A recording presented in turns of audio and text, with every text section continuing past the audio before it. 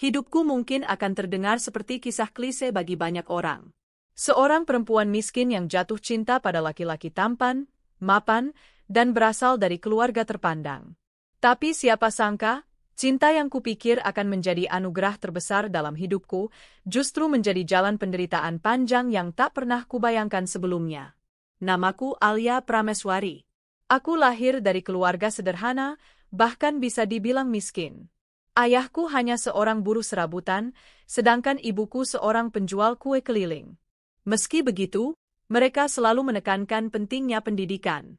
Berkat semangat dan kerja keras, aku berhasil kuliah dengan beasiswa hingga lulus menjadi salah satu lulusan terbaik di Fakultas Ekonomi di sebuah universitas ternama. Namun, setelah wisuda, aku memutuskan untuk menikah dengan Ardiansyah, laki-laki yang saat itu kucintai. Ardi adalah senior di kampus yang mendekatiku sejak aku masih semester akhir. Tutur katanya yang lembut, wajah tampan, dan sikap penuh perhatian membuatku jatuh hati. Apalagi ia selalu bilang, "Aku ingin hidup sederhana bersamamu, Alia. Aku tidak butuh apa-apa, hanya dirimu." Kalimat itu menutup telingaku dari segala peringatan teman-teman tentang latar belakang keluarganya. Hari pernikahanku dengan Ardi seharusnya menjadi hari bahagia, tapi justru terasa getir. Keluarganya tidak pernah benar-benar menerima kehadiranku. Sejak awal, mertua, terutama ibu Ardi, terlihat tidak setuju.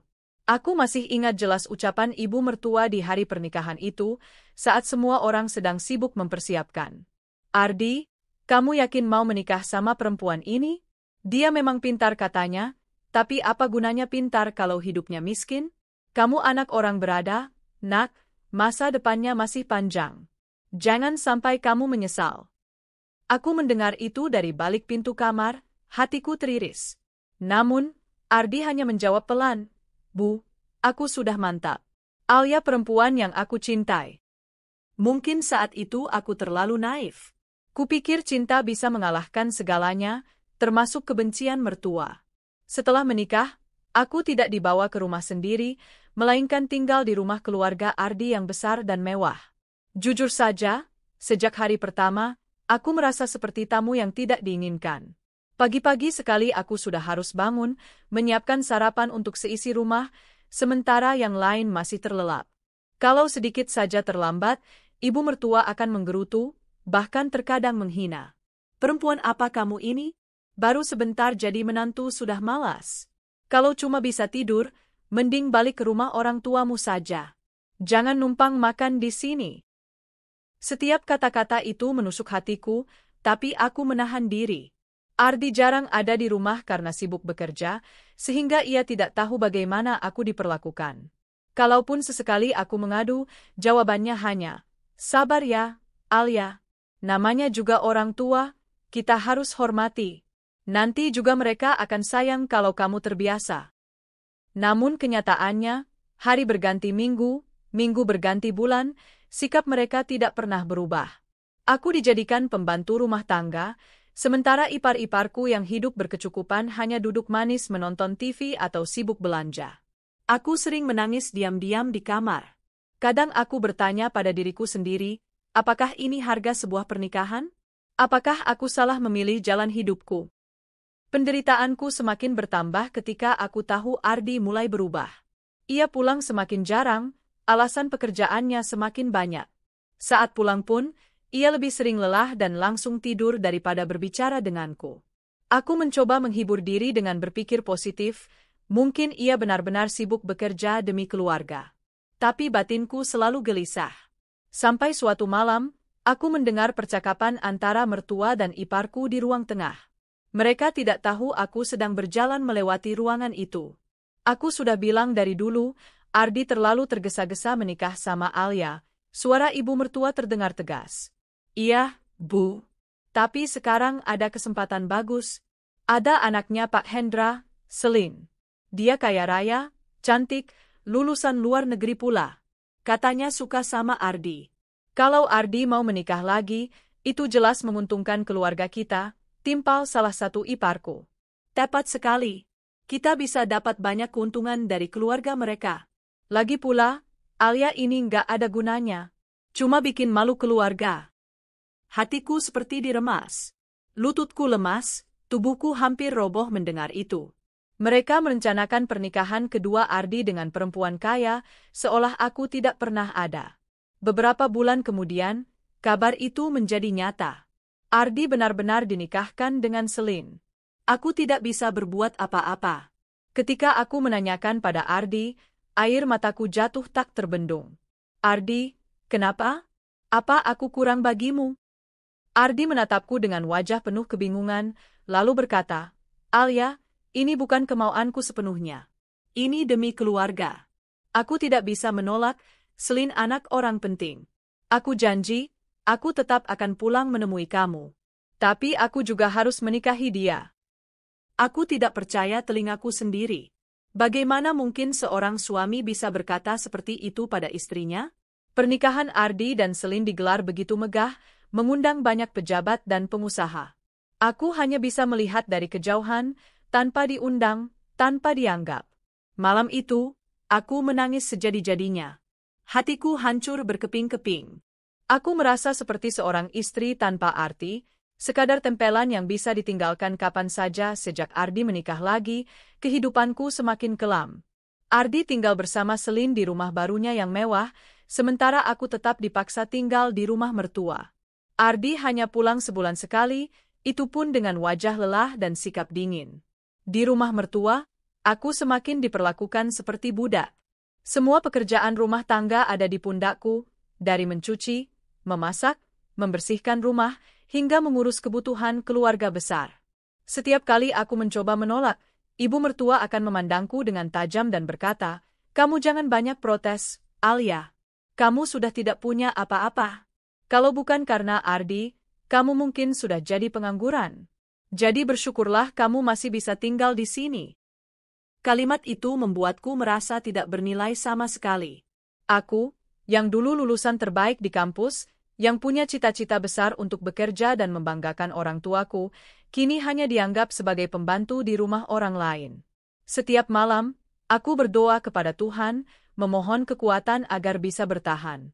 Tapi jauh di dalam hatiku, perlahan mulai tumbuh api kecil, sebuah tekad untuk tidak selamanya hidup dalam penderitaan ini. Aku mulai sadar, mungkin aku tidak bisa lagi mengandalkan Ardi ataupun keluarga mertuaku. Jika aku ingin hidup, aku harus berdiri di atas kakiku sendiri. Dan itulah titik awal perjalanan panjangku, perjalanan dari seorang istri yang diinjak-injak, menuju seorang perempuan yang akan membuktikan bahwa harga diri lebih berharga daripada harta. Hari-hariku setelah Ardi resmi menikah dengan Selin, istrinya yang kaya raya, terasa semakin berat. Aku sudah terbiasa dengan hinaan ibu mertua, tatapan meremehkan ipar-iparku, dan sikap dingin Ardi. Tapi kali ini, semua itu seperti bertambah berkali lipat. Ardi kini tinggal di rumah mewah bersama Selin. Aku tetap terkurung di rumah mertua. Seolah aku hanyalah istri pertama yang tidak penting, sekadar simbol tanpa makna.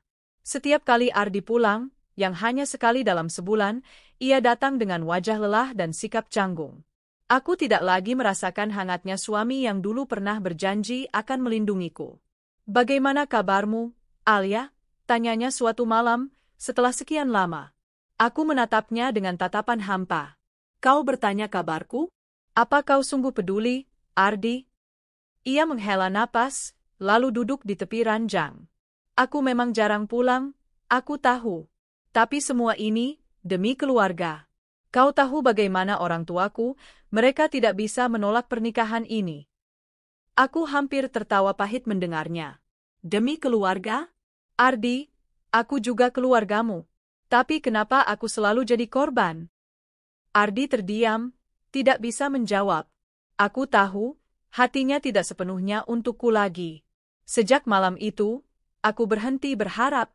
Hari-hariku di rumah mertua penuh dengan pekerjaan yang tak ada habisnya. Setiap pagi, aku bangun lebih awal untuk memasak sarapan. Bukan hanya untuk ibu mertua dan bapak mertua, tapi juga ipar-iparku yang malas. Setelah itu aku harus mencuci pakaian seisi rumah, membersihkan lantai yang luas, dan merapikan kamar-kamar mereka. Jika ada sedikit saja kesalahan, Misalnya garam kurang dalam masakan atau lantai masih kotor di sudut tertentu, maka suara ibu mertua akan menggema di seluruh rumah. Alia, kamu ini bisa apa sih? Masak saja tidak becus, bersih-bersih juga asal-asalan. Kalau bukan karena kasihan sama Ardi, sudah lama kamu kuusir dari rumah ini. Aku hanya bisa menunduk, menahan air mata.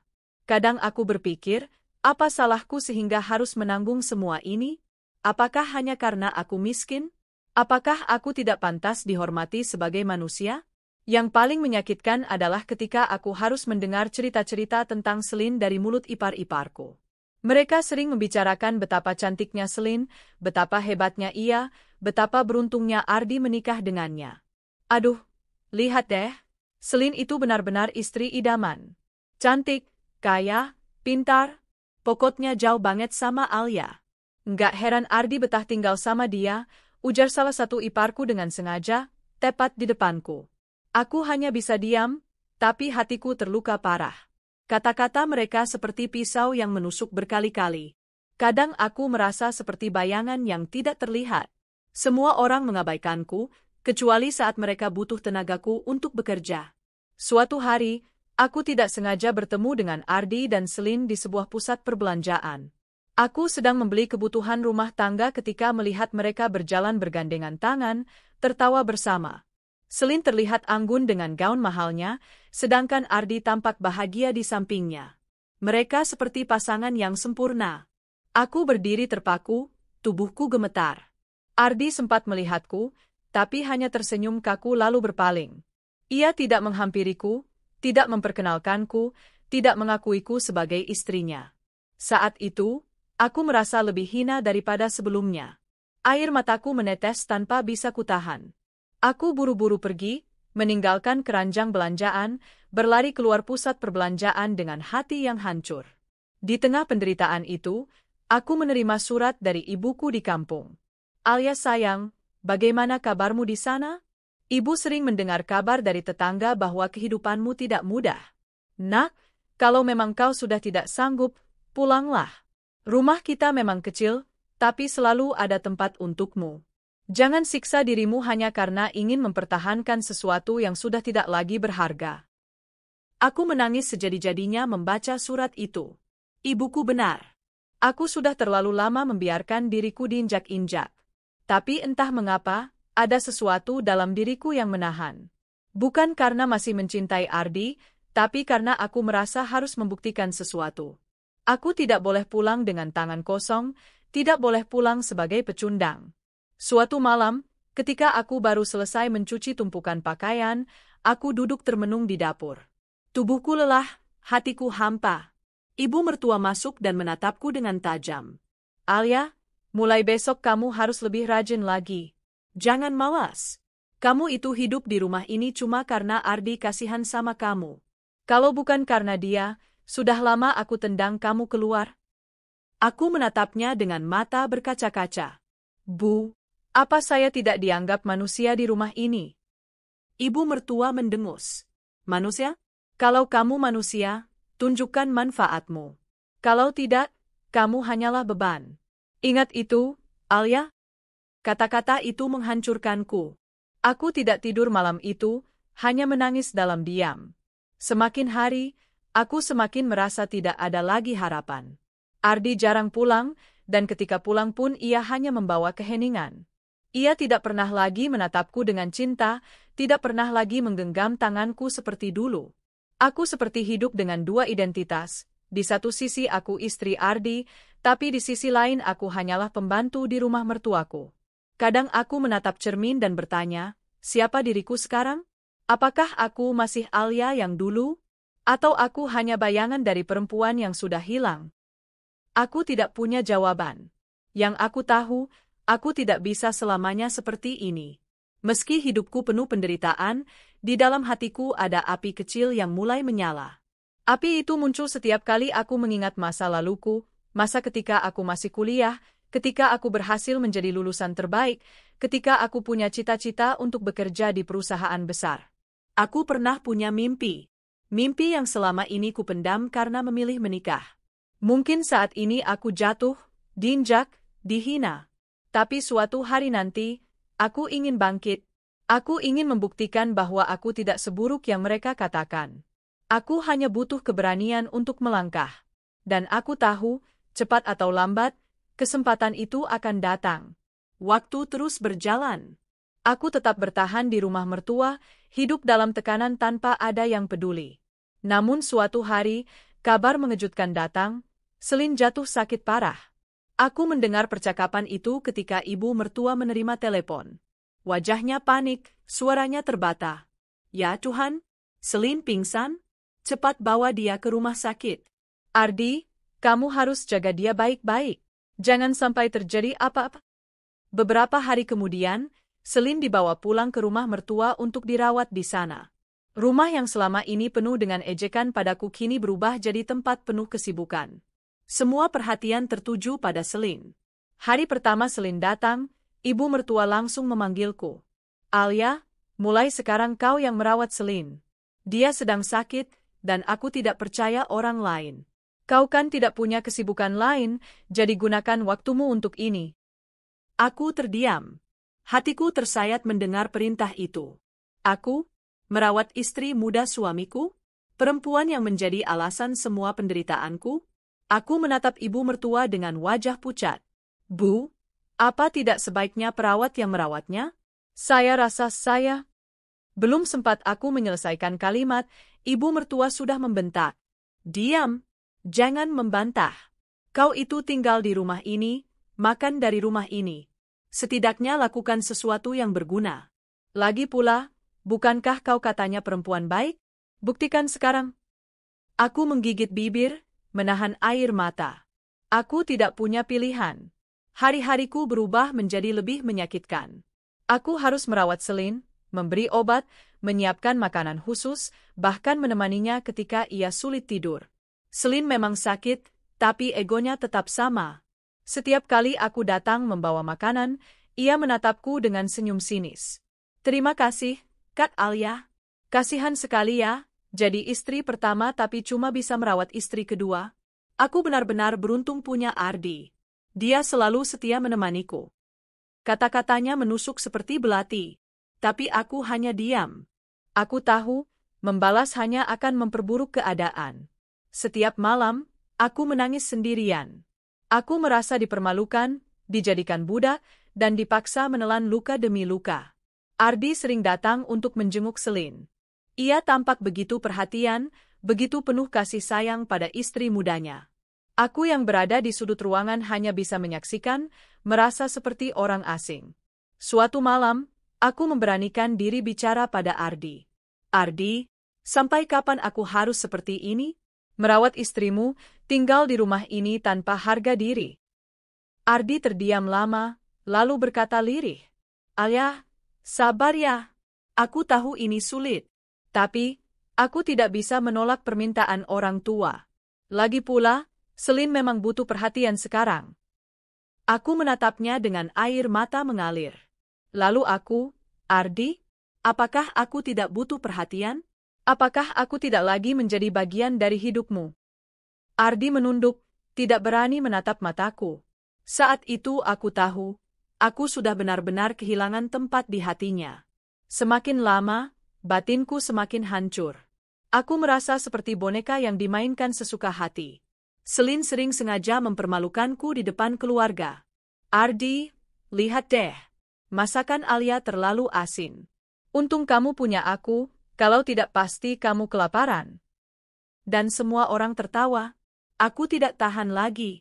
Suatu malam, setelah semua tertidur, aku menulis sepucuk surat. Tanganku bergetar. Air mataku jatuh di atas kertas. Untuk keluarga ini, maafkan aku jika keberadaanku selama ini hanya menjadi beban. Cukup sudah aku disiksa. Aku tidak sanggup lagi hidup seperti ini. Aku memilih pergi, mencari jalanku sendiri. Tolong jangan cari aku, karena aku tidak akan kembali. Alia, aku menaruh surat itu di meja ruang tengah, lalu berkemas dengan barang-barang seadanya. Sebelum meninggalkan rumah itu, aku berdiri di depan pintu kamar Ardi. Hatiku bergetar. Bagaimanapun juga, aku pernah mencintainya dengan sepenuh hati. Aku ingin masuk, ingin melihat wajahnya untuk terakhir kalinya. Tapi aku sadar, jika aku melakukannya, mungkin aku akan goyah. Maka aku hanya berbisik lirih dari luar pintu. Selamat tinggal, Ardi. Semoga kau bahagia dengan pilihanmu. Lalu aku melangkah keluar rumah itu, meninggalkan semua kenangan pahit di belakangku. Aku berjalan tanpa arah malam itu. Udara dingin menusuk, langkahku gemetar. Tapi hatiku justru terasa lebih ringan. Untuk pertama kalinya, aku merasa bebas. Aku tidak tahu harus kemana, tapi aku yakin satu hal, aku tidak akan lagi membiarkan diriku diinjak-injak. Aku masih punya harga diri, masih punya kemampuan, masih punya mimpi. Aku menatap langit malam yang penuh bintang, lalu berbisik pada diriku sendiri. Alia, mulai sekarang hidupmu ada di tanganmu. Bukan di tangan Ardi, bukan di tangan mertuamu. Kau harus berdiri sendiri. Keesokan harinya, aku pergi ke sebuah kos kecil dengan sisa tabungan yang kupunya. Kos itu sederhana, jauh berbeda dengan rumah besar yang kutinggalkan, tapi aku merasa lebih nyaman. Aku lalu menatap ijazah yang selama ini kusimpan rapi di koper. Ijazah itu menjadi pengingat bahwa aku bukan perempuan bodoh, bukan beban, bukan budak. Aku adalah lulusan terbaik yang dulu punya mimpi besar. Dan kini, saatnya aku bangkit. Aku mulai mencari informasi lowongan pekerjaan. Aku menyiapkan berkas-berkas lamaran, mengetik CV dengan penuh keyakinan. Jantungku berdebar, tapi ada semangat baru yang menyala. Ini langkah pertama menuju hidupku yang baru, gumamku dengan senyum tipis.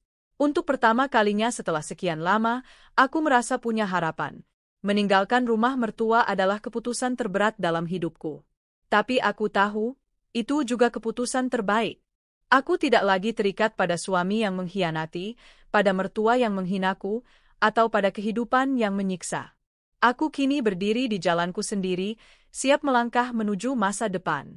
Aku tidak tahu apa yang menantiku, tapi satu hal pasti, aku akan membuktikan bahwa aku bisa hidup bahagia tanpa mereka. Dan mungkin, suatu hari nanti, mereka akan menyesal karena telah menyia-nyiakan aku. Malam ketika aku meninggalkan rumah mertua terasa seperti garis pemisah dalam hidupku. Dari seorang istri yang hanya tahu menangis dan menerima perlakuan buruk, kini aku berdiri sendiri di jalanan, tanpa suami, tanpa keluarga, hanya dengan secuil keberanian. Kos kecil yang kusewa dengan sisa tabungan terasa begitu sempit. Dindingnya tipis, kasurnya tipis, bahkan lemari pakaian hanyalah rak kayu seadanya. Tapi entah kenapa, di ruang sempit itu aku bisa bernapas lebih lega. Tak ada teriakan ibu mertua, tak ada tatapan merendahkan ipar, tak ada wajah suami yang dingin. Aku duduk menatap lembaran ijazah sarjana ekonomi dengan predikat cum laude. Mataku berkaca-kaca. Ijazah ini dulu kuraih dengan penuh perjuangan. Aku ingat betapa keras aku belajar, betapa bangganya ayah dan ibu saat aku berdiri di podium menerima penghargaan lulusan terbaik. Tapi setelah menikah, semua itu terkubur. Kini, aku ingin menghidupkan kembali diriku yang dulu. Alia yang penuh mimpi, Alia yang yakin bisa berdiri di atas kakinya sendiri. Keesokan harinya aku bergegas ke warnet kecil di dekat kos. Aku mengetik CV, memperbarui data, lalu mencetak beberapa eksemplar. Aku juga membeli map transparan untuk berkas lamaran kerja. 3 hari pertama, aku keliling kota dengan membawa map biru berisi lamaran. Aku melamar ke bank, perusahaan ekspor-impor, kantor akuntan, bahkan supermarket besar. Aku tahu tidak semua akan menerima, tapi aku yakin harus mencoba. Sayangnya, kenyataan tidak seindah bayangan. Dari belasan lamaran yang kuserahkan, hanya sedikit yang memberi panggilan. Bahkan ada perusahaan yang terang-terangan menolak saat melihat statusku di formulir, sudah menikah. Maaf, Bu Alia. Kami mencari karyawan muda yang masih single, agar fokus bekerja, kata seorang HRD dengan senyum basa-basi. Aku keluar dari ruangan itu dengan kepala tertunduk. Hati terasa ditikam. Namun aku tidak menyerah. Setiap malam aku berdoa, setiap siang aku kembali berjalan, mengetuk pintu-pintu kesempatan. Akhirnya, setelah 2 minggu, aku mendapat panggilan wawancara di sebuah perusahaan besar bergerak di bidang perdagangan internasional, PT Global Mandiri. Aku ingat betapa gugupnya aku hari itu. Aku hanya punya satu setelan blazer hitam sederhana yang kupakai berkali-kali. Meski tidak mewah, aku berusaha tampil rapi dan percaya diri. Saat wawancara, seorang manajer menatapku sambil membaca CV. Kamu lulusan terbaik Fakultas Ekonomi? Nilaimu bagus sekali. Tapi kenapa baru sekarang melamar kerja? Sudah berapa tahun sejak lulus? Aku menarik napas panjang. Saya langsung menikah setelah lulus, Pak. Tapi sekarang saya ingin membuktikan kemampuan saya. Saya percaya, meski sempat terhenti, saya masih bisa berkontribusi banyak untuk perusahaan ini. Manajer itu menatapku lama, lalu tersenyum kecil. Kamu terdengar yakin. Baik, kita akan beri kesempatan masa percobaan. Buktikan kalau kamu memang sebaik catatanmu. Hatiku melonjak bahagia. Aku hampir menangis, tapi kutahan. Akhirnya, inilah pintu yang kutunggu. Hari pertamaku di kantor penuh rasa canggung. Kantor PT Global Mandiri berdiri megah dengan lantai marmer mengilap, jauh berbeda dari kosku yang sederhana. Aku ditempatkan di divisi keuangan sebagai staf junior. Tugasku menginput data, membuat laporan sederhana, dan membantu atasan menyiapkan analisis keuangan. Awalnya berat. Komputer kantor lebih modern dari yang biasa kupakai. Rekan-rekan kerjaku kebanyakan lulusan luar negeri dengan gaya hidup modern. Ada yang memandangku rendah, mungkin karena aku terlihat polos dengan pakaian sederhana. Tapi aku tidak peduli. Aku fokus bekerja, belajar cepat, dan menunjukkan hasil terbaik. Malam hari di kos, aku tetap membuka laptop bututku untuk mempelajari lagi laporan keuangan, membaca artikel tentang manajemen perusahaan, dan mempersiapkan diri untuk besok. Kalau aku ingin berhasil, aku harus 2 kali lebih keras dari yang lain, gumamku. Sebulan bekerja, datang proyek besar, audit internal untuk persiapan kerja sama dengan perusahaan asing. Semua tim sibuk, termasuk aku yang diberi tugas menghimpun data transaksi dalam jumlah besar. Aku bekerja lembur, bahkan sering pulang tengah malam. Terkadang aku makan hanya dengan mie instan di kos. Tubuh lelah, tapi semangatku membara. Suatu malam, ketika semua karyawan sudah pulang, aku masih di kantor memeriksa angka-angka. Tiba-tiba, seorang pria datang menghampiri. Masih kerja sampai malam? Rajin sekali kamu. Aku menoleh. Itu adalah Raka Wijaya, direktur muda sekaligus anak pemilik perusahaan. Semua orang mengenalnya, tampan, karismatik, dan cerdas. Aku gugup. Iya, Pak. Data ini harus selesai besok pagi. Jadi saya pikir lebih baik saya lembur. Raka tersenyum. Semangatmu bagus. Perusahaan butuh orang seperti kamu. Hanya sepatah kata itu, tapi rasanya seperti energi baru. Hari audit tiba. Semua tim mempresentasikan hasil kerja. Aku kebagian menjelaskan bagian laporan arus kas yang kususun. Degup jantungku kencang saat berdiri di depan layar proyektor. Semua mata tertuju padaku, termasuk Raka. Assalamualaikum, selamat pagi. Izinkan saya menjelaskan laporan keuangan triwulan terakhir.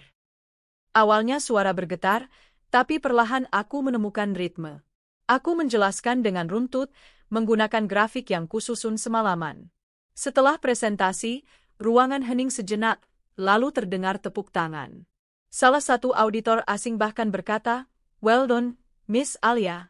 Your analysis is very clear." Aku hampir tidak percaya. Setelah rapat selesai, Raka menghampiriku. "Kerja bagus. Kamu punya potensi besar. Teruslah seperti ini." Aku menunduk, berterima kasih. Dalam hati, aku bersyukur. Untuk pertama kalinya setelah sekian lama, ada yang menghargai usahaku. Malam itu, di kos sederhana, aku termenung lama. Ingatanku melayang pada hari-hari di rumah mertua. Saat aku dipaksa merawat Selin, saat aku dijadikan pembantu, saat Ardi berpaling. Kalau saja aku tetap bertahan di sana, mungkin sekarang aku masih menangis di sudut kamar. Tapi berkat keberanianku keluar, kini aku bisa berdiri di sini. Aku memandang cermin, tersenyum kecil. Alia, kau mulai menemukan dirimu kembali. Jangan pernah biarkan siapapun merendahkanmu lagi. Suatu akhir pekan, aku diundang ke acara kantor, gathering karyawan di sebuah hotel berbintang. Aku datang dengan gaun sederhana berwarna biru muda. Tidak semewah rekan-rekanku, tapi tetap rapi. Saat acara makan malam, aku tidak sengaja duduk di meja yang sama dengan Raka. Ia menatapku sebentar, lalu tersenyum ramah. Kamu jarang bicara, Alia. Padahal di kantor kamu terlihat sangat cerdas. Aku tersipu. Saya hanya berusaha fokus bekerja, Pak. Bagus. Tapi jangan terlalu menutup diri. Dunia ini luas, banyak kesempatan. Kamu harus berani membuka diri juga. Kata-katanya menancap di hati. Mungkin benar, selama ini aku terlalu sibuk menutup diri dari dunia. Tapi mulai sekarang, aku ingin lebih berani. Hari-hari berikutnya, prestasiku semakin diperhatikan. Aku dipercaya menangani proyek lebih besar, bahkan sering diminta langsung membantu tim manajemen. Rekan-rekan yang dulu meremehkan, kini mulai menghargai. Aku merasa hidupku perlahan berubah. Dari perempuan yang dulu hanya dianggap budak, kini aku berdiri sebagai karyawan berprestasi. Namun aku sadar, ini baru awal. Jalan masih panjang. Aku harus terus berjuang, membuktikan bahwa aku mampu. Dan di balik semua itu, aku tidak menyangka, perhatianku mulai sering tertuju pada Raka. Bukan sekadar karena ia direktur muda yang karismatik, tapi karena ia melihatku sebagai manusia, bukan sebagai beban. Untuk pertama kalinya setelah sekian lama, ada seseorang yang membuatku merasa berharga. Hari-hariku di PT Global Mandiri semakin sibuk. Setelah keberhasilanku dalam presentasi audit, manajer langsung menugaskanku untuk ikut dalam tim strategis yang menangani kerjasama dengan investor asing. Itu bukan tugas ringan. Banyak karyawan lain yang iri, bahkan ada yang berbisik-bisik di belakangku. Siapa sebenarnya Alia itu? Baru masuk sebentar sudah dapat proyek penting. Mungkin karena dekat sama Pak Raka. Aku mendengar bisikan itu, dan sempat merasa sakit hati. Tapi aku memilih diam. Aku tahu satu-satunya cara membuktikan diriku adalah dengan kerja keras dan hasil nyata. Pekerjaan menumpuk, kadang aku pulang larut malam. Kos kecilku sering jadi saksi bagaimana aku begadang menyusun laporan, menulis strategi pemasaran, atau mempelajari materi baru. Di sela lelah, aku sering mengingat masa laluku di rumah mertua. Aku membayangkan saat ibu mertua memandangku rendah, atau saat ipar-iparku menertawakanku. Ingatan itu bukan lagi membuatku menangis, tapi justru menjadi bahan bakar semangat. Lihatlah suatu hari nanti, kalian akan menyesal sudah merendahkanku, bisikku pada diri sendiri. Raka semakin sering memperhatikan kinerjaku. Ia beberapa kali memanggilku ke ruangannya untuk berdiskusi. Awalnya aku canggung, tapi ternyata ia sangat menghargai pendapatku. Alia, aku suka cara berpikirmu. Kamu tidak hanya melihat angka, tapi juga peluang di balik angka itu, ujarnya suatu siang. Aku tersipu. Terima kasih, Pak. Saya hanya berusaha memberikan yang terbaik. Seiring waktu, aku menyadari bahwa Raka tidak hanya melihatku sebagai karyawan. Ia sering menanyakan hal-hal pribadi, bagaimana aku tinggal, apakah aku sudah berkeluarga, bahkan apa makanan kesukaanku. Aku masih berhati-hati menjawab. Bagian hidupku yang dulu, pernikahan dengan Ardi, penderitaan di rumah mertua, masih sulit kuceritakan. Aku takut dianggap lemah.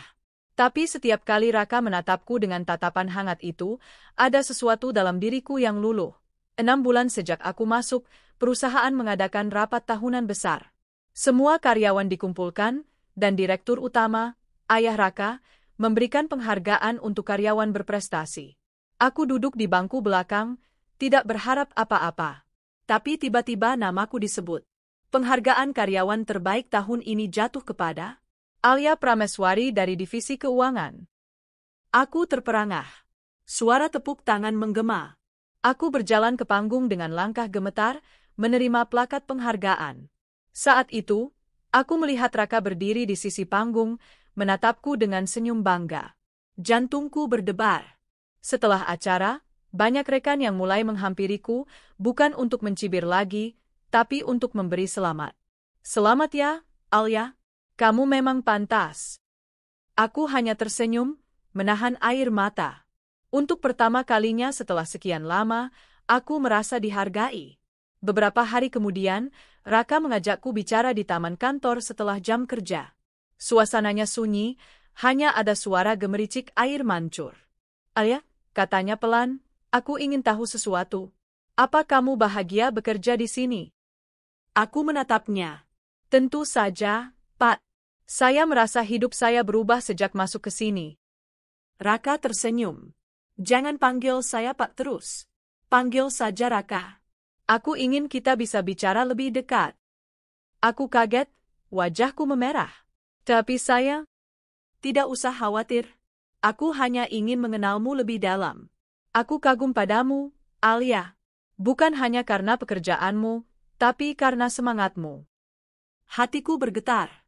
Aku menunduk, tidak tahu harus berkata apa. Sejak percakapan itu, hubungan kami semakin dekat. Raka sering mengajakku makan siang bersama. Ia tidak pernah memperlakukanku sebagai bawahan, melainkan sebagai teman sejajar. Kadang ia menceritakan masa lalunya, bagaimana ia belajar di luar negeri, tekanan dari ayahnya untuk menjadi penerus perusahaan, dan rasa sepi yang sering ia rasakan meski hidup bergelimang harta. Aku pun perlahan membuka diri. Suatu malam, saat kami lembur bersama, aku memberanikan diri menceritakan sedikit tentang masa laluku, bagaimana aku menikah terlalu muda, bagaimana aku diperlakukan keluarga suami, hingga akhirnya memilih pergi. Raka mendengarkan tanpa menginterupsi. Matanya menunjukkan empati, bukan belas kasihan.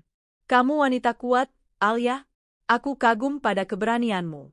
Banyak orang dalam posisimu mungkin sudah menyerah, tapi kamu memilih bangkit. Kalimat itu membuat dadaku hangat. Untuk pertama kalinya, aku merasa ada seseorang yang benar-benar mengerti. Hubungan kami semakin erat. Hingga suatu malam, setelah acara makan malam perusahaan dengan klien besar, Raka mengajakku berjalan di taman hotel. Bulan bersinar terang. Angin malam sejuk. Raka berhenti di bawah pohon besar, lalu berbalik menatapku. Alia, aku sudah lama memikirkannya. Aku tahu mungkin ini terdengar terburu-buru. Tapi aku tidak ingin menunda lagi. Aku menatapnya bingung. Maksudmu? Raka menarik napas panjang. Dari sakunya, ia mengeluarkan sebuah kotak kecil beludru biru. Ketika dibuka, tampak cincin perak berkilau dengan permata sederhana namun elegan. Alia Prameswari, maukah kamu menikah denganku? Aku terhenyak. Mataku berkaca-kaca. Raka, aku... Ia buru-buru melanjutkan, aku tahu masa lalumu tidak mudah. Aku tidak peduli. Aku hanya ingin bersamamu. Kamu wanita yang membuatku percaya bahwa kebahagiaan bukan soal harta, tapi soal hati. Aku janji, aku akan menjagamu, menghargaimu, dan tidak akan pernah membuatmu merasa kecil lagi. Air mataku jatuh. Aku teringat semua luka yang kualami, hinaan mertua, pengkhianatan Ardi, malam-malam menangis sendiri. Semua itu kini seperti terhapus oleh kehangatan di depan mataku. Dengan suara bergetar, aku menjawab, ya, Raka, aku mau. Raka tersenyum lebar, lalu menyematkan cincin di jariku. Malam itu, untuk pertama kalinya aku merasa benar-benar dicintai dan dihargai. Pernikahan kami tidak mewah, tapi hangat. Hanya keluarga dekat dan beberapa sahabat kantor yang hadir. Raka tidak peduli pesta besar, yang penting adalah kebahagiaan kami. Sejak menjadi istrinya, hidupku berubah drastis. Aku tidak lagi tinggal di kos sempit, tapi di rumah yang megah. Namun yang paling berharga bukanlah rumah itu, melainkan rasa aman yang Raka berikan. Ia tidak pernah mengatur atau merendahkanku. Ia selalu mendorongku untuk tetap bekerja, tetap mengejar impian. Aku mencintaimu bukan untuk mengurungmu, Alia. Aku mencintaimu karena semangatmu. Jangan pernah padamkan itu. Aku tersenyum, bersyukur, Tuhan akhirnya memberiku kehidupan baru setelah sekian lama tersiksa.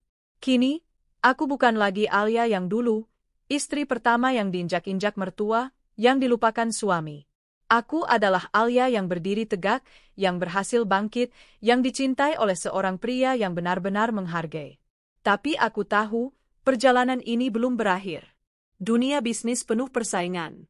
Dan tanpa kusangka, suatu hari nanti aku akan kembali berhadapan dengan Ardi dan keluarganya, bukan sebagai menantu hina, melainkan sebagai sosok yang mereka anggap mustahil, istri dari pemilik perusahaan terbesar di negeri ini.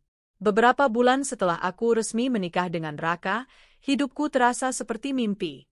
Aku masih bekerja di perusahaan, tapi kini dengan peran yang lebih strategis. Banyak proyek besar dipercayakan padaku, dan aku selalu melibatkan tim agar mereka merasa dihargai. Aku tidak ingin kesuksesan membuatku lupa diri. Suatu hari, Sekretaris Raka datang ke ruanganku. Bu Alia, Pak Raka meminta Anda menemaninya dalam acara gala dinner antar perusahaan minggu depan. Acara ini penting sekali, akan dihadiri pengusaha besar dari seluruh negeri. Aku mengangguk. Baik, saya akan menyiapkan diri. Malam itu, saat makan malam, Raka menatapku penuh arti. Alia, acara nanti bukan sekadar jamuan. Ini juga ajang menunjukkan kekuatan dan relasi. Aku ingin kamu ada di sisiku. Aku ingin semua orang tahu bahwa kamu adalah istriku, bukan hanya dalam dokumen, tapi juga di hadapan dunia bisnis. Aku terdiam. Sebagian diriku senang, sebagian lain gugup. Apakah keluargamu juga akan hadir? Tanyaku pelan. Raka tersenyum. Tentu saja. Ayahku bahkan yang membuka acara. Dan aku tidak ingin ada yang meragukan posisimu. Kamu adalah istriku, calon ibu dari anak-anakku, dan wanita yang kucintai. Kata-katanya menenangkan, meski dalam hatiku ada kegelisahan. Entah mengapa, aku punya firasat akan bertemu seseorang dari masa laluku di sana. Hari yang ditunggu tiba. Aku mengenakan gaun elegan warna marun yang dipilihkan Raka. Rambutku disanggul anggun, dengan make-up natural yang membuatku percaya diri. Saat aku bercermin, aku nyaris tak mengenali diriku sendiri. Raka mendekat, mengenakan setelan jas hitam yang membuatnya tampak karismatik. Ia menatapku penuh kagum. Kamu cantik sekali, Alia. Aku beruntung memilikimu. Kami tiba di ballroom Hotel Bintang 5 tempat acara digelar. Lampu kristal bergemerlap, musik orkestra mengalun lembut. Para tamu berpakaian glamor, saling berjabat tangan dan berkenalan. Begitu masuk, semua mata langsung tertuju pada kami. Raka adalah pewaris utama PT Global Mandiri, salah satu perusahaan terbesar di negeri ini. Dan aku, istrinya. Aku sibuk menyapa beberapa istri pengusaha lain yang ramah, ketika tiba-tiba mataku menangkap sosok familiar. Aku menahan napas. Di sudut ruangan, berdiri seorang pria dengan jas abu-abu. Wajahnya yang dulu begitu kukenal kini tampak sedikit lelah, tapi aku tak mungkin salah. Ardi. Mantan suamiku. Di sampingnya ada seorang wanita cantik, tapi wajahnya pucat dan tubuhnya terlihat lemah. Itu pasti istri mudanya, wanita kaya yang dulu dibangga-banggakan keluarganya. Aku ingat betul bagaimana mertua menyanjung pernikahan mereka dengan pesta mewah, seakan aku tak pernah ada. Ardi menoleh. Tatapan kami bertemu. Matanya melebar, seakan tak percaya melihatku berdiri anggun di sisi Raka. Aku berusaha tetap tenang. Aku bukan lagi Alia yang dulu. Acara resmi dimulai. Setelah pidato dari ayah Raka, tibalah sesi perkenalan antar perusahaan. Raka diminta maju ke panggung untuk memperkenalkan dirinya dan keluarganya. Dengan percaya diri, ia menggandeng tanganku. Kami berjalan bersama menuju panggung. Selamat malam. Saya Raka Wijaya, Direktur Utama PT Global Mandiri. Dan ini adalah istri saya, Alia Prameswari, yang sekaligus menjabat sebagai salah satu manajer strategis perusahaan kami. Tepuk tangan bergemuruh. Aku bisa merasakan tatapan tajam banyak orang. Beberapa kaget, beberapa kagum. Tapi yang paling jelas adalah tatapan dari meja tempat Ardi dan keluarganya duduk. Ibu mertua, bapak mertua, dan ipar-iparku melongo. Seperti tak percaya melihatku berdiri di panggung, bukan sebagai budak mereka, tapi sebagai istri sah pemilik perusahaan besar. Aku menunduk sopan, menahan senyum. Dalam hati aku berbisik, lihatlah, inilah aku sekarang. Wanita yang dulu kalian injak-injak. Setelah acara perkenalan, suasana sempat riuh. Banyak tamu mendekat untuk memberi selamat. Aku melayani semua dengan ramah. Dari kejauhan, aku mendengar suara lirih penuh amarah dari mantan ibu mertuaku. Itu Alia. Bagaimana mungkin dia bisa berdiri di sisi Raka Wijaya? Bukankah dia hanya wanita miskin tak berguna? Ardi terlihat pucat. Istrinya yang sakit terbatuk pelan, tampak tak peduli dengan keributan. Raka, yang menyadari semua tatapan, merangkul bahuku erat. Biarkan mereka terkejut, Alia. Kamu pantas berdiri di sini. Tak lama kemudian, seseorang menghampiri kami. Aku terperanjat ketika sadar itu adalah ibu mertuaku dulu. Wajahnya kaku, matanya penuh ketidakpercayaan. Ayah, benar kamu, suaranya bergetar. Aku menatapnya dingin, tapi tetap sopan. Selamat malam, Bu. Sudah lama tidak bertemu. Ia melirik Raka, lalu kembali padaku. Bagaimana bisa kamu menjadi istri Tuan Raka? Ini pasti salah. Raka menatapnya tajam. Tidak ada yang salah, Bu. Alia adalah istriku. Apa ada masalah dengan itu? Wanita itu terdiam, wajahnya memerah. Ardi mendekat, menatapku dengan tatapan campur aduk antara penyesalan dan keterkejutan. Alia, aku tidak menyangka, ternyata kamu. Aku menatapnya dengan sorot mata tegas. Sudah cukup, Ardi. Masa lalu biarlah masa lalu. Aku tidak lagi terikat denganmu ataupun keluargamu. Saat itu aku sadar, inilah pembalasan paling indah. Aku tidak perlu berteriak atau membalas hinaan mereka. Cukup dengan berdiri anggun di sisi Raka, aku sudah menunjukkan bahwa aku mampu bangkit. Keluarga yang dulu menertawakanku kini menunduk malu. Mereka sadar, wanita yang dulu mereka sia-siakan kini menjadi bagian dari keluarga yang jauh lebih berpengaruh daripada mereka bayangkan. Aku bisa melihat rasa iri, marah, sekaligus ketakutan di wajah mereka. Acara terus berlanjut. Aku dan Raka menari bersama di lantai dansa. Semua mata tertuju pada kami. Aku merasa seperti ratu, bukan karena gaunku, tapi karena rasa percaya diri yang terpancar dari dalam. Sesekali aku melirik ke meja Ardi. Ia hanya bisa duduk termenung, sementara istrinya terbatuk-batuk. Ibu mertuaku tampak sibuk berbisik, entah apa yang mereka rencanakan. Tapi aku tak peduli. Malam itu adalah milikku. Malam di mana dunia melihat siapa aku sebenarnya. Dalam perjalanan pulang, aku terdiam lama. Raka menggenggam tanganku. Kamu baik-baik saja? Tanyanya lembut. Aku tersenyum tipis. Aku hanya tak menyangka bisa bertemu mereka di sini.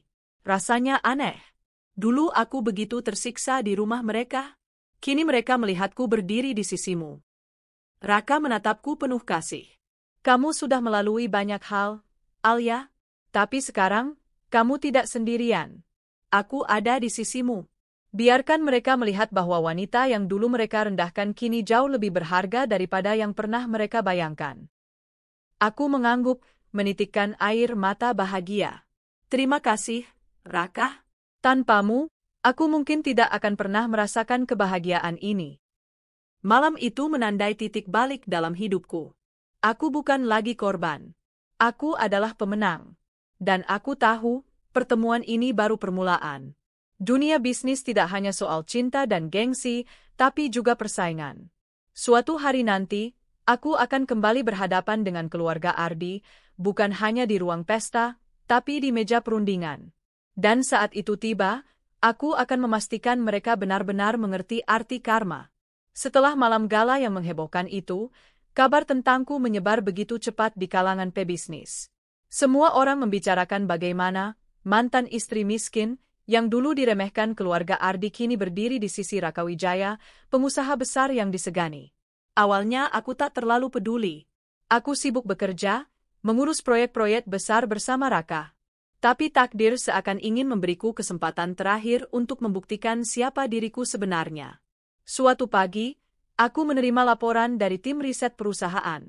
Bu Alia, kata seorang staf, ada kabar bahwa PT Bumi Sejahtera, perusahaan milik keluarga Ardi, mengalami krisis keuangan. Mereka kalah tender besar dan banyak investor mulai menarik diri. Aku terdiam. PT Bumi Sejahtera adalah perusahaan yang dulu begitu dibanggakan Ardi dan keluarganya. Mereka merasa paling hebat, paling berkuasa. Dan kini, perlahan, pondasinya mulai rapuh. Aku menghela napas panjang. Jadi, ini jalannya? Raka mendekatiku saat aku sedang membaca laporan. Kamu terlihat serius. Ada apa? Aku menatapnya penuh arti. Perusahaan mantan suamiku sedang goyah. Dan kemungkinan besar, mereka akan mencoba mencari mitra untuk menyelamatkan diri. Mereka mungkin akan mengincar kita. Raka mengernyit. Kamu ingin kita membantu mereka? Aku menggeleng dengan tegas. Tidak. Aku ingin mereka belajar bahwa menghina dan meremehkan orang lain akan berakhir pada kehancuran diri sendiri. Tapi, kita juga tidak bisa diam. Kita perlu memikirkan langkah yang tepat. Raka tersenyum tipis. Aku suka caramu berpikir. Baiklah, aku akan serahkan urusan ini padamu. Lakukan apapun yang kamu anggap benar. 2 minggu kemudian, seperti yang kuduga, sebuah undangan resmi tiba di meja kantor kami. PT Bumi Sejahtera ingin melakukan pertemuan dengan PT Global Mandiri, membicarakan kemungkinan kerjasama untuk menyelamatkan proyek mereka yang hampir gagal. Hari itu, aku dan Raka hadir di ruang rapat megah perusahaan kami. Saat pintu terbuka, masuklah Ardi bersama ayahnya dan beberapa direksi. Aku bisa melihat wajah mereka yang tegang dan letih. Saat matanya bertemu denganku, Ardi menunduk. Ibu mertuaku tidak hadir kali ini, mungkin terlalu malu. Alia, bisik Ardi lirih, seakan tak percaya harus datang padaku. Aku hanya menatapnya dingin. Silakan duduk. Kita langsung saja ke inti pertemuan. Ayah Ardi membuka pembicaraan dengan suara berat. Kami membutuhkan bantuan. Perusahaan kami sedang menghadapi masalah besar. Kami kehilangan investor, dan proyek pembangunan kota Mandiri hampir gagal. Kami tahu PT Global Mandiri punya kapasitas untuk menyelamatkan proyek ini. Jadi, kami ingin menawarkan kerjasama. Aku melirik Raka. Ia menunggu reaksiku. Aku bersandar tenang. Apa yang membuat kami harus membantu kalian? Dulu, saat aku masih menjadi bagian dari keluarga kalian, kalian bahkan tak pernah menganggapku ada. Kalian menginjak harga diriku, mempermalukanku, dan menyingkirkanku hanya karena aku tidak kaya. Dan sekarang, kalian datang padaku, meminta pertolongan. Ruangan itu hening. Ardi menggertakkan gigi, menahan rasa malu. Ayahnya terdiam, wajahnya merah padam. Aku melanjutkan, dengan suara penuh wibawa. Bisnis tidak mengenal belas kasihan. Kalau kalian ingin kerjasama, tunjukkan apa yang bisa kalian tawarkan. Karena bagi kami, proyek ini tidak penting. Bahkan tanpa kalian pun, PT Global Mandiri tetap berdiri kuat. Salah satu direksi mencoba berbicara. Tapi, kalau proyek ini gagal, ribuan karyawan kami terancam kehilangan pekerjaan. Aku menatapnya tajam. Itu akibat dari kesalahan manajemen kalian sendiri. Kalian terlalu sibuk dengan gengsi dan lupa membangun pondasi bisnis yang kuat. Ardi akhirnya angkat bicara, suaranya serak. Alia, aku tahu aku salah. Aku menyesal sudah menyakitimu. Tapi tolong, jangan libatkan karyawan yang tak bersalah. Kalau tidak demi aku, setidaknya demi mereka. Aku terdiam sejenak. Kata-katanya membuat hatiku bergetar sedikit. Aku tahu bagaimana rasanya jadi orang kecil yang terjepit. Tapi aku tidak akan membiarkan rasa iba melemahkan tekadku. Aku menatapnya lurus. Menyesal tidak akan mengubah apapun, Ardi. Semua ini adalah konsekuensi dari pilihanmu sendiri. Aku hanya seorang wanita miskin di matamu dulu, bukan? Nah, lihatlah siapa yang miskin sekarang. Setelah pertemuan itu, kami menolak tawaran kerja sama mereka dengan sopan tapi tegas. PT Global Mandiri tidak akan terlibat dalam proyek yang rapuh dan penuh risiko. Beberapa bulan kemudian, kabar buruk datang bertubi-tubi tentang PT Bumi Sejahtera. Mereka resmi dinyatakan gagal proyek, kehilangan kontrak, dan akhirnya banyak aset disita bank. Keluarga Ardi jatuh miskin dalam sekejap. Rumah megah mereka dijual, mobil-mobil mewah disita. Ardi sendiri kehilangan posisinya sebagai direktur karena dianggap tidak kompeten. Aku mendengar kabar bahwa istri mudanya semakin parah sakitnya, dan keluarganya tak lagi mampu menanggung biaya rumah sakit. Ironis, wanita kaya yang dulu dijadikan kebanggaan kini menjadi beban yang tak bisa mereka tanggung. Suatu sore, ketika aku baru selesai rapat, resepsionis memberitahuku bahwa ada tamu yang menungguku di lobi. Aku turun, dan di sana kulihat Ardi. Penampilannya jauh berbeda. Jas mahalnya sudah tak ada. Kini ia hanya mengenakan kemeja lusuh, wajahnya pucat, matanya sayu.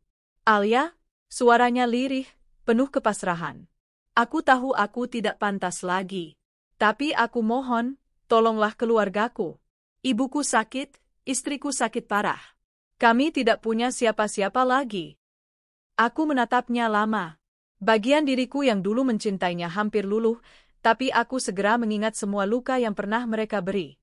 Semua penghinaan, semua penderitaan yang kualami saat tinggal di rumah mereka. Aku sudah memberimu kesempatan dulu, Ardi. Tapi kamu memilih menyia-nyiakanku.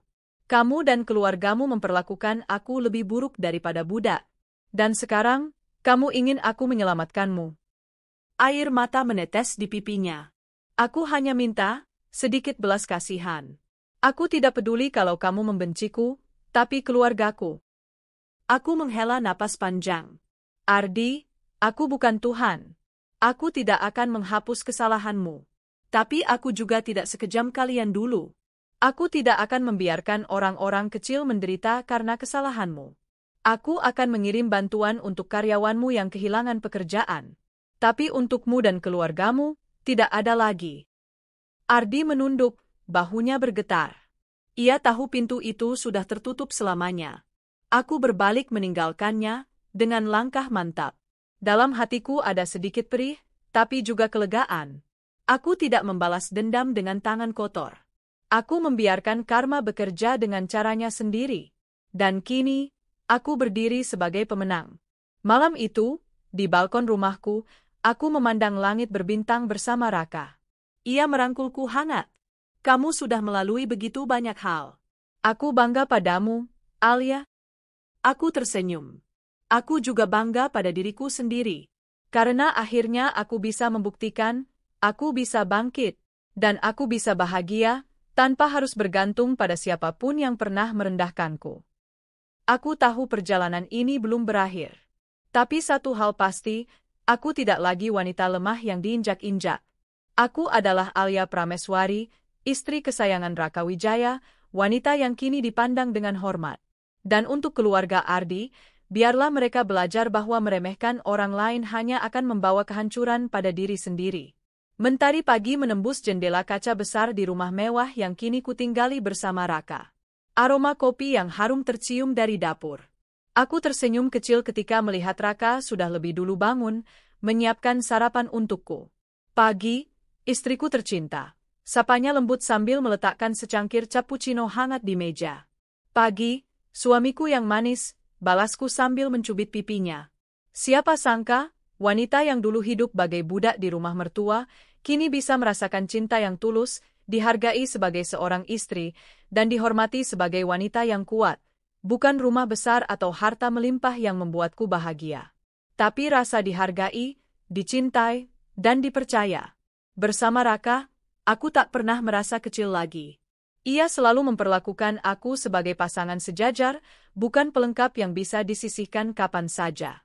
Kami sering menghabiskan akhir pekan dengan berjalan santai di taman, menonton film bersama, atau sekadar duduk bercengkerama sambil membicarakan rencana masa depan. Aku juga semakin mencintai pekerjaanku. Kini aku tidak hanya dikenal sebagai istri pengusaha besar, tapi juga sebagai direktur yang membawa perusahaan ke puncak prestasi. Rasanya luar biasa ketika melihat para karyawan menatapku dengan kagum, bukan karena statusku, tapi karena kerja keras dan dedikasiku. Kadang, bayangan masa lalu masih muncul. Saat aku teringat malam-malam penuh air mata di rumah mertua, hinaan ibu mertua, sikap dingin Ardi, atau kesepian yang menyesakkan dada. Tapi setiap kali itu terjadi, aku menoleh ke samping dan melihat Raka yang selalu ada di sisiku. Alia, katanya suatu malam ketika aku termenung, jangan menyesali masa lalumu. Karena tanpa itu semua, aku mungkin tak akan pernah bertemu denganmu. Kata-katanya menenangkan hatiku. Benar. Luka masa lalu mungkin meninggalkan bekas, tapi bekas itulah yang membuatku semakin kuat, semakin tangguh, dan akhirnya menemukan kebahagiaan sejati. Tentang Ardi dan keluarganya, aku jarang mendengar kabar mereka lagi. Yang ku tahu, mereka hidup jauh lebih sederhana sekarang. Ardi bekerja serabutan untuk menghidupi istri dan ibunya yang sakit-sakitan. Aku tidak lagi menyimpan dendam. Justru aku merasa lega, karena mereka sudah merasakan akibat dari perbuatan mereka sendiri. Karma telah bekerja dengan adil. Dan aku tidak perlu mengotori tanganku untuk membalas. Aku hanya berharap mereka bisa belajar bahwa kesombongan dan keserakahan tidak akan membawa kebahagiaan. Kini, aku sedang menanti anugerah terbesar dalam hidupku, buah hati. Dokter baru saja memberi kabar gembira bahwa aku sedang hamil muda. Raka hampir melompat kegirangan ketika mendengar berita itu. Alia, ini hadiah terbaik dalam hidupku, katanya sambil mencium keningku penuh kasih. Aku terharu, air mataku menetes. Aku tahu, anak ini akan lahir di tengah keluarga yang penuh cinta, bukan seperti kehidupanku dulu yang penuh hinaan. Aku berjanji, aku akan menjadi ibu yang kuat dan penyayang.